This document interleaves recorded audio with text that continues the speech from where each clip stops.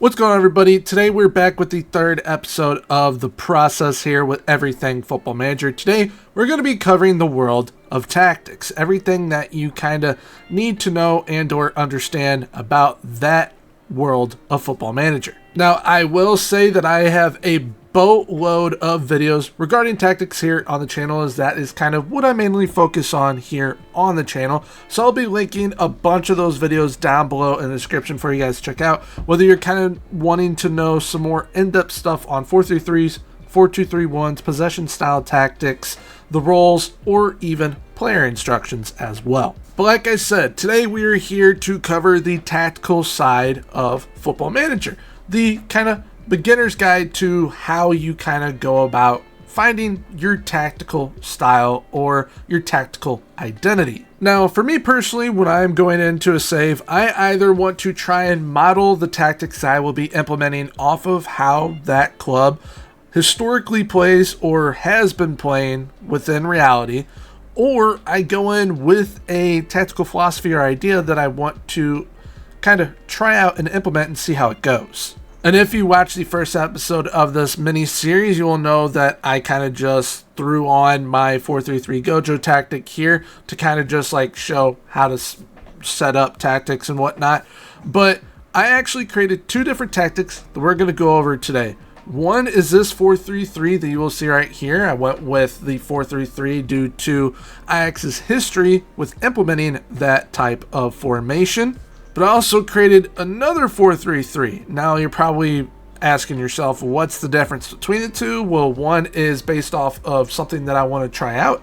And then the other is to try and implement to the best of my ability a tactic that Johan Cruyff used to utilize when he was the manager. And really quickly, before we get into our deep dive, this is going to be a tool that I am utilizing today. If you guys would like to try out tacticalboard.com for yourselves, I'll be putting a link to them down below in the description as well. I utilize this a lot with my tactic videos, so get used to seeing it here on the channel. Now, the first tactic we're going to go over on how I kind of went about setting it up and figuring out, all right, what my tactical identity is going to be is the 4-3-3 that I want to try and test some stuff out with. So I knew I wanted to go attacking, hence the front three all on attacking duties.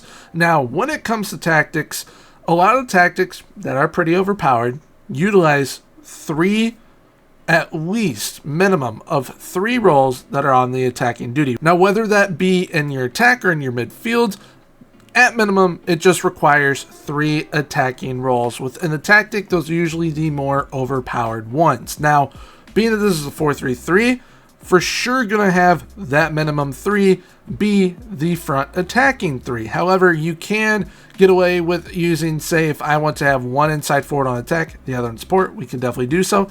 I just have to figure out where else in the role, most likely one of these central midfielders, I would have that other role be on attack. But a real quick sneaky tip with wingers, if you want to have one on attack and the other on support, in order to still get a lot out of attacking within your systems, you can have one of your wingers go on the support duty.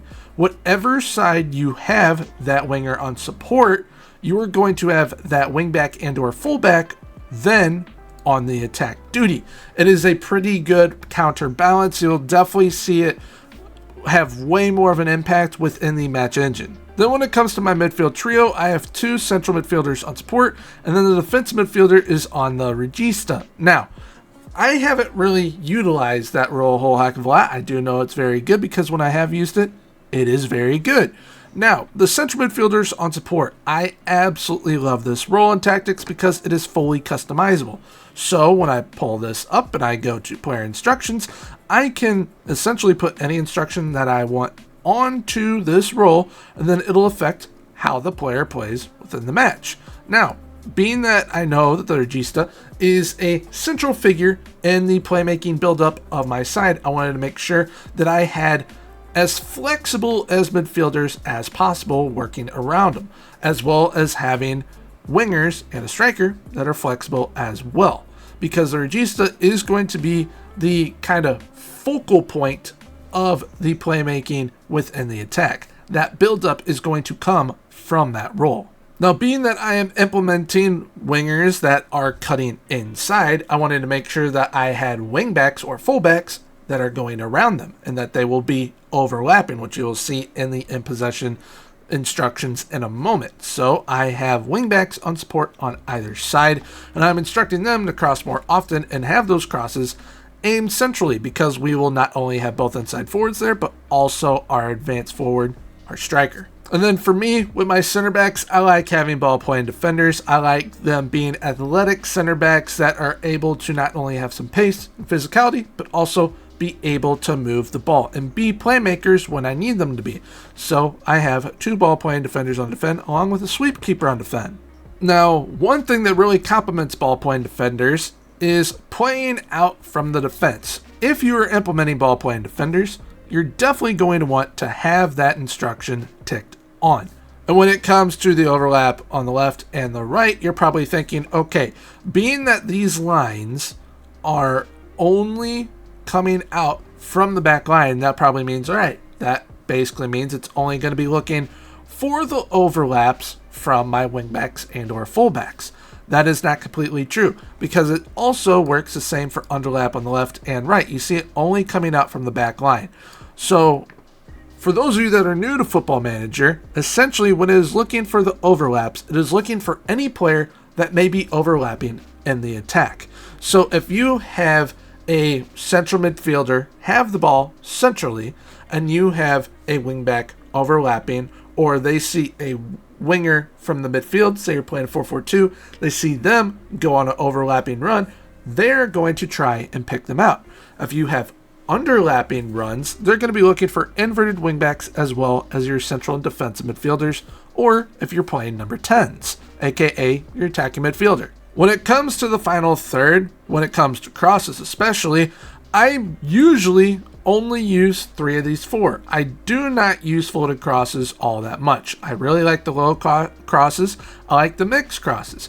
But whip crosses cause a lot of danger for your opponent. So if you're wanting to create some mayhem and danger for your opponent, definitely feel free to use whipped. However, using low or mixed, that's probably the way to go. And one thing that a lot of good tactics end up having as well is working the ball into the box. Yes, shooting on sight can help, but that is when you are a pretty prolific side and also need a goal late in the game. It's not really something that you have on 24/7 when you are going throughout a save in Football Manager.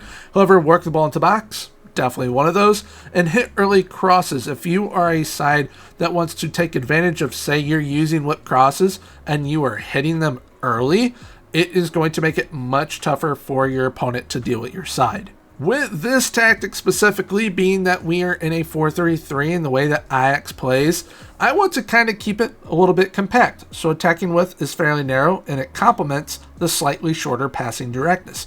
You want to make sure that you are making sure that those complement each other. Having it shorter and narrow makes sense, doesn't it? Because you're not going to be as far away from each other, so keeping the passes a little bit shorter is going to allow for some pretty good build-up play from it. However, if you're wanting to go more direct, playing a little bit wider is definitely going to be the way to go. And when it comes to tempo, for me, it comes down to whether I want to play more possession style or more heavy metal, more gegenpress. And for me personally, I like that gegenpressing style, so that is why I've gone with slightly higher tempo. When we are in the transition part of the game, whether we are transitioning to offense or to defense, we look to counter-press, counter, and distribute quickly. Distribute quickly isn't really the important part of it. Counter-pressing and countering is.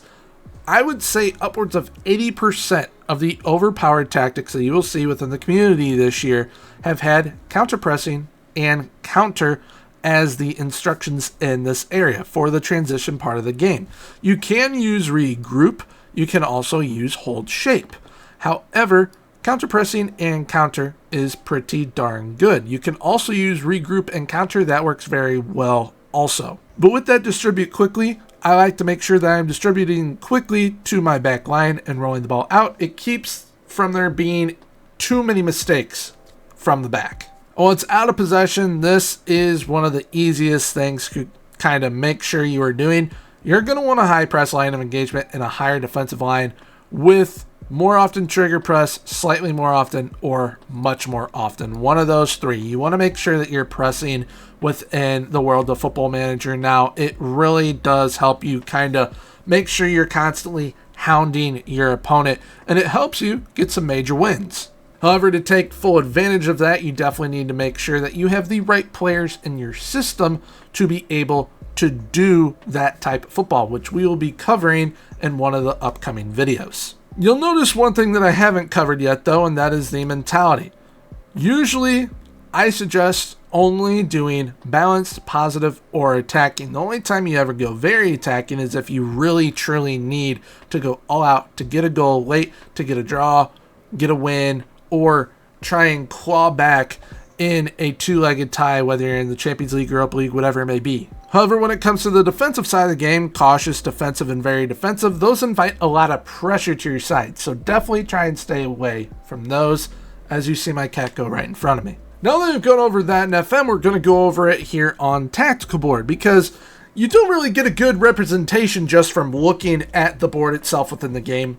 How is my tactic going to kind of play out? And being that I know how a lot of these roles operate and how the instructions that I have on said roles are going to make these players operate, I can kind of give you a diagram of what to expect. And that is why I like using Tactical Board. It helps me kind of see what I am going to be seeing once I am in the match engine. So our opponent is going to be here in the blue. We, Ajax, are going to be in the red. So this is our 4-3-3 against their 4-3-3.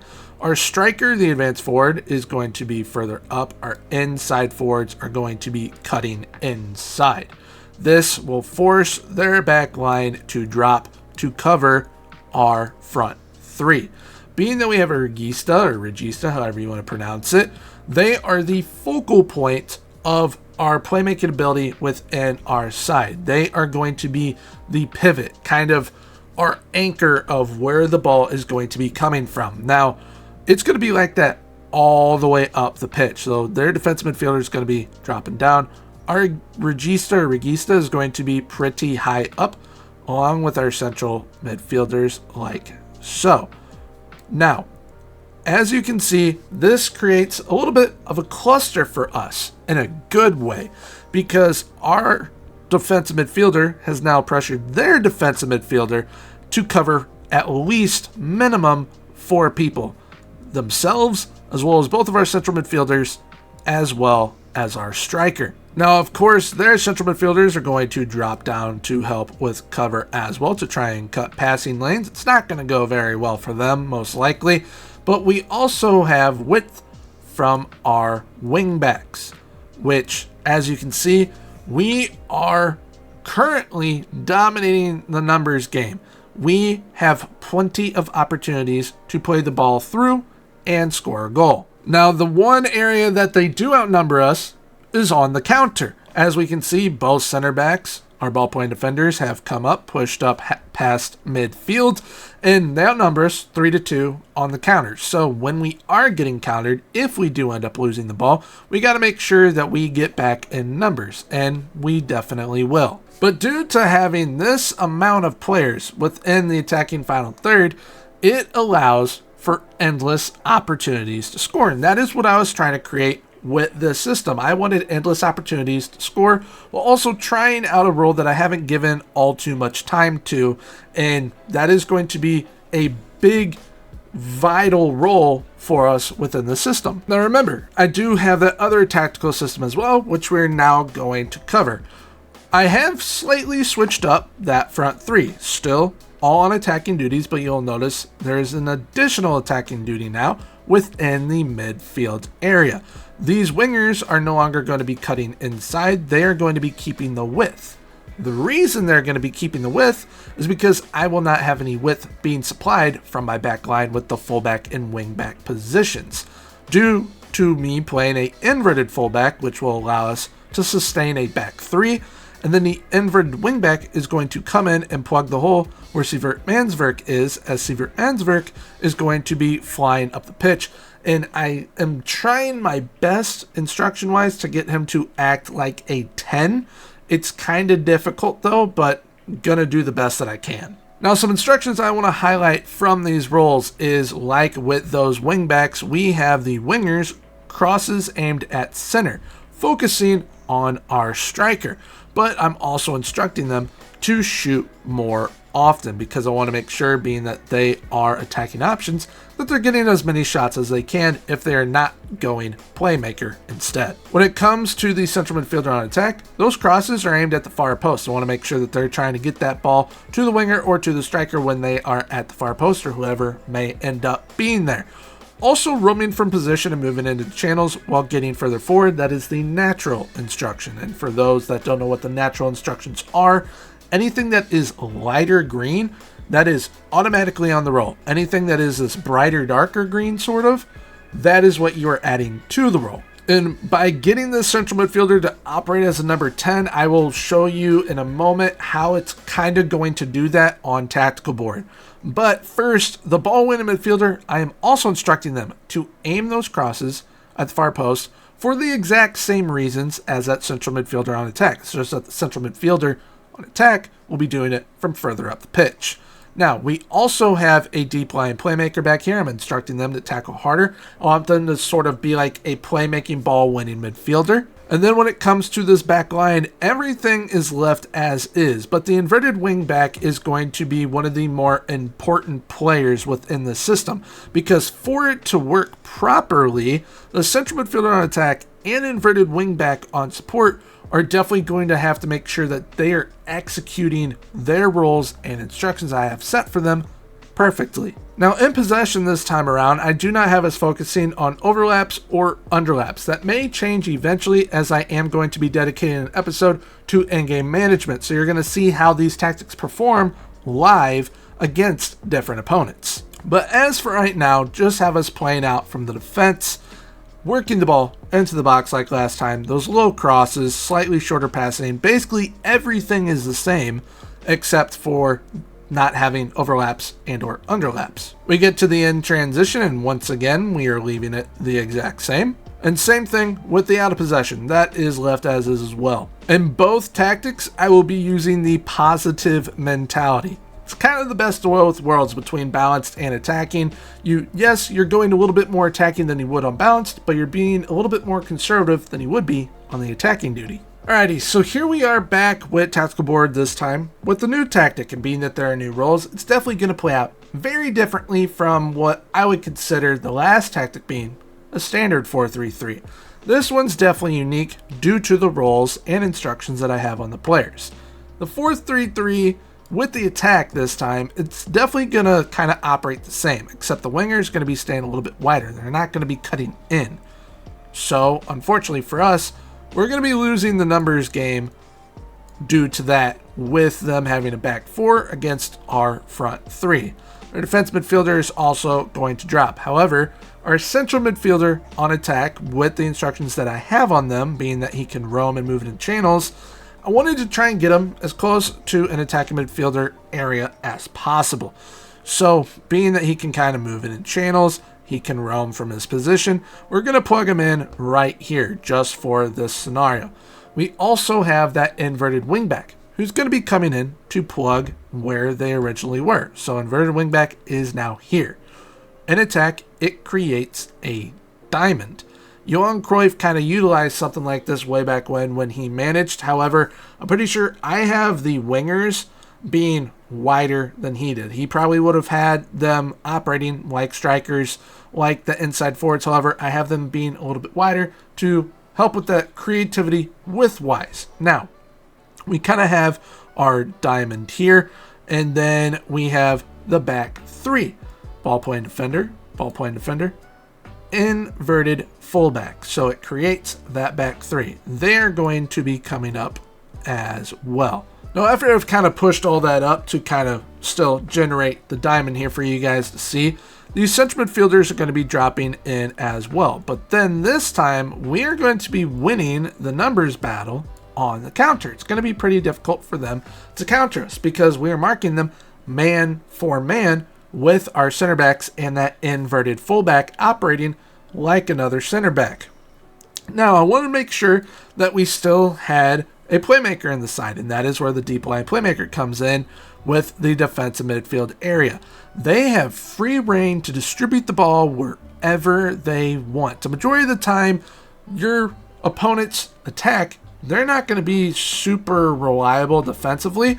So say you're playing this system against a 4-3-3, essentially they're going to have free roam. They're going to have free will to do what they want. They can pick out the ball winner. They can pick out the inverted wingback, central midfielder. You get the gist. They can kind of pick out whoever they want, and it is going to be chaos for our opponent to deal with.